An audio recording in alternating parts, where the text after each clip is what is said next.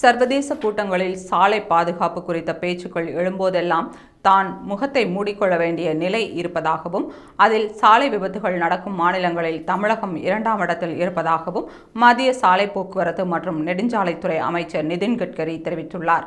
நாடாளுமன்ற கூட்டத்தொடரில் பேசிய அவர் 50% சாலை விபத்துகளை குறைக்க நினைத்த நிலையில் இந்தியாவின் நிலைமை மோசமடைந்துள்ளதாகவும் மக்கள் சாலை விதிகளை மதிப்பது இல்லை எனவும் வருத்தம் தெரிவித்துள்ளார்.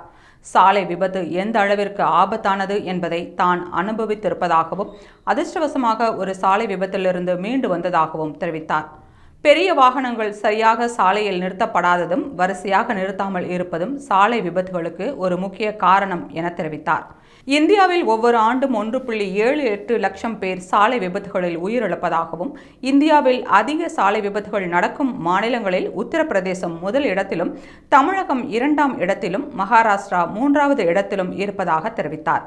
அதிக சாலை விபத்துகள் நடக்கும் நகரங்களில் டெல்லி முதலிடத்திலும் பெங்களூரு 2ஆம் இடத்திலும் ஜெய்ப்பூர் 3ஆம் இடத்திலும் இருப்பதாக கூறினார்.